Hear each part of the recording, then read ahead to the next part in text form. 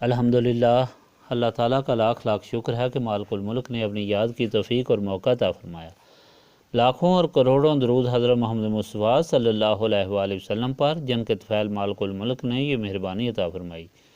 سامعین کرام، اللہ تعالیٰ نے قرآن پاک میں ارشاد فرمایا، اعوذ باللہ من الشیطان الرجیم، بسم اللہ الرحمن الرحیم۔ اور نہیں جائز کسی مسلمان کے لیے، مومن کے لیے، کہ قتل کرے کسی مومن کو مگر غلطی سے، اور جس نے قتل کیا کسی مومن کو غلطی سے تو وہ آزاد کرے مسلمان غلام، اور خون بہا ادا کرے مقتول کے گھر والوں کو، مگر یہ کہ وہ خود ہی معاف کر دیں۔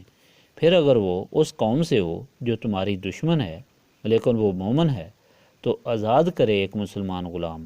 اگر مقتول اس قوم سے ہو جس سے معاہدہ ہو چکا ہے تمہارے اور ان کے درمیان، تو خون بہا دے ان کے گھر والوں کو، اور آزاد کرے ایک غلام مسلمان۔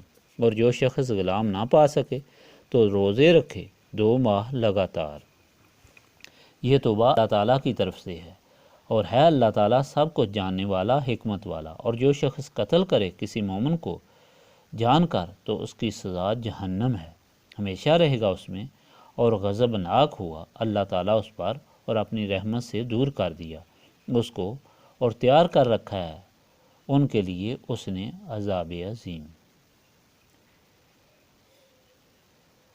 پیر صاحب فرمایا، پچھلی مرتبہ مومنین کے لیے اللہ تعالیٰ کی ہدایت آپ کو سنائی تھی کہ مومنوں، منافقین کے لیے یہ خیال مت کرو کہ وہ مجبور ہیں اور حقیقت میں وہ مسلمان ہیں، نہیں، بلکہ وہ حقیقتاً خراب ہیں باطنی طور پر، کہ چاہتے ہیں کہ تم بھی ان کی طرح کافر ہو جاؤ۔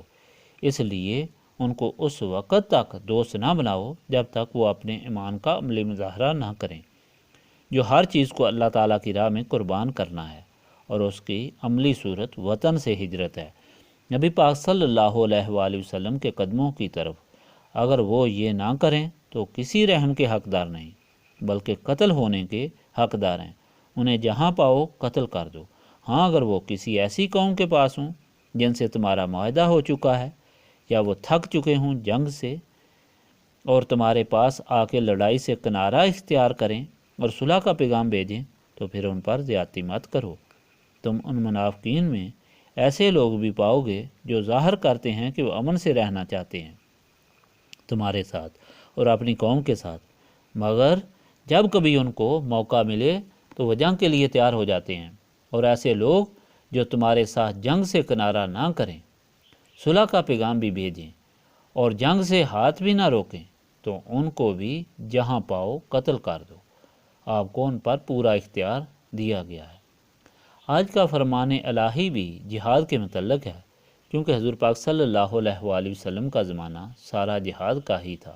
مکی زندگی، ہجرت اور مدنی زندگی میں ہر وقت مشرکین، کفار اور منافقین سے واسطہ تھا، اور جوں جوں اسلام ترقی کرتا جا رہا تھا، دشمنان اسلام بڑھتے جا رہے تھے، یہاں تک کہ کیسر و کسریٰ کی حکومتیں بھی لرزابہ اندام تھیں اور اسلام کو مٹانے کی سازشوں میں شامل تھیں۔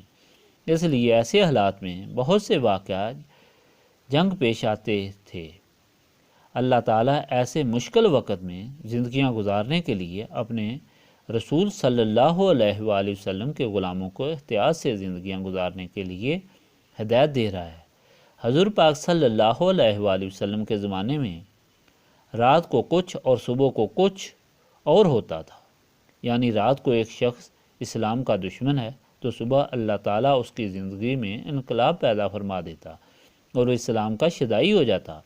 ایسے لوگوں کا ہر ایک کو علم بھی نہ ہوتا تھا۔ بسا اوقات ایسا ہوتا کہ کسی صحابی نے کسی شخص کو کفر کی حالت میں دیکھا، سخت دشمن پایا، مگر وہ صحابی کے علم کے بغیر ہی اسلام قبول کر لیتا، اور صحابی اسے پھر جب پا لے تو وہ اسے کافر ہی سمجھتے اور قتل کر دیتے۔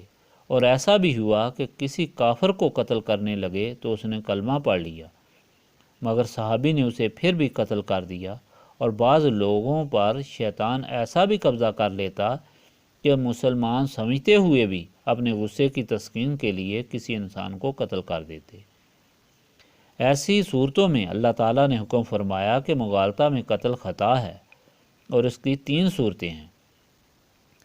کہ کسی مومن کو خطا سے قتل کر دیا، ایسی صورت میں ایک مسلمان غلام کو آزاد کرنا ہے اور اس کے مسلمان وارثوں کو دیت دینی ہے، اور دیت 100 اونٹ ہیں یا اس کے حساب سے رقم۔ اگر غلام نہ پایا جائے تو لگاتار 2 ماہ کے روزے رکھنے ہیں، اور اگر مقتول مسلمان ہے مگر اس کی لواحقین کافر ہیں تو پھر دیت نہیں بلکہ صرف مسلمان غلام کو آزاد کرنا ہے۔ اور تیسری صورت یہ ہے کہ اگر مقتول کافر ہے مگر ایسی قوم سے ہے جن کے ساتھ تمہارا معاہدہ ہو چکا ہے، کہ ایسی صورت میں قاتل مسلمان غلام آزاد کرے اور دیت پوری دے، اور یہی حکم ذی غیر مسلم رعایا کے لیے ہے۔ دوسری صورت قتل عمد ہے کہ مسلمان سمجھتے ہوئے کسی مسلمان کو جان بوجھ کر قتل کیا جائے۔ یہ گناہ عظیم ہے جس کی وجہ سے اللہ تعالیٰ کا غضب اور لعنت قاتل پر ہوتی ہے اور اس کے لیے ہمیشہ جہنم ہے۔ یہ ہدایت مومنین کی بہتر اور خوشگوار زندگی گزارنے کے لیے اللہ تعالیٰ نے دی ہے، لیکن اس کی حقیقت پر بھی ذرا غور کریں کہ یہ عمل عمدن کسی صورت میں ہوتا ہے، کس صورت میں ہوتا ہے؟ جب انسان اندرونی روشنی سے محروم ہو اور نفسانی خواہشات اس پر غالب ہوں۔ یہ غلبہ جو گناہ کا ارتکاب کراتا ہے وہ نسبت رسولی صلی اللہ علیہ وآلہ وسلم سے دوری کی وجہ سے ہوتا ہے۔ دنیا میں اگر دیکھا جائے تو جتنے بھی گناہ سرزد ہوتے ہیں لالچ یا غصہ کی وجہ سے ہوئے ہیں، اور یہ انسان کو اسلام سے بھی خارج کرا دیتے ہیں۔ اس لیے ضرورت اس بات کی ہے کہ انسان نسبت رسولی صلی اللہ علیہ وآلہ وسلم حاصل کرے، جو دل و دماغ کو انوار الہی سے منور کر دیتی ہے اور ماسوائے اللہ کی محبت جلا دیتی ہے۔ ایسا انسان ہمیشہ اللہ تعالیٰ کی محبت اور رضا کو مقدم رکھتا ہے۔ حضرت علی ایک بار جا رہے تھے، ان کی نظر ایک کافر پر پڑی جو درخت کے نیچے سو رہا تھا، اور وہ شخص مسلمانوں کا قاتل تھا۔ حضرت علی اس کے پاس گئے اور تلوار کی نوک سے اسے جگایا۔ کافر حضرت علی کو سر پر دیکھ کر ڈر گیا کہ اب تو موت یقینی ہے۔ اس نے سوچا چلو مرتے مرتے ان کی بے عزتی کر جاؤں۔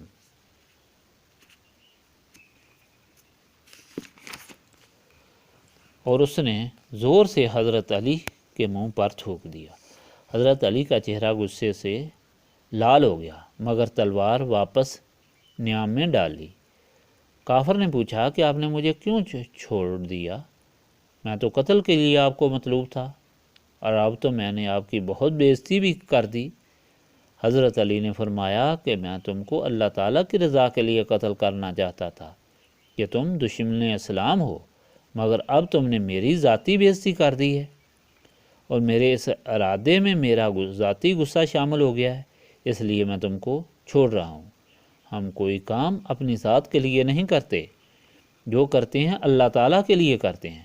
کافر بہت متاثر اور حیران ہوا اور فوراً کلمہ طیبہ پڑھ کر مسلمان ہو گیا کہ اگر یہ اسلام ہے تو پھر اس میں کوئی شک نہیں۔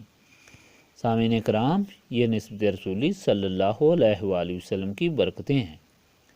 اس لیے نسبت رسولی صلی اللہ علیہ وآلہ وسلم کا حصول اسلام اور ایمان کو قائم رکھنے کے لیے ضروری ہے، اور نسبت رسولی صلی اللہ علیہ وآلہ وسلم کے لیے یاد الہی ضروری ہے۔ استغفر اللہ العظیم الذی لا الہ الا هو الحی القیوم واتوب الیہ۔ استغفر اللہ العظیم الذی لا الہ الا هو الحی القیوم واتوب الیہ۔ استغفر اللہ العظیم الذی لا الہ الا هو الحی القیوم واتوب الیہ۔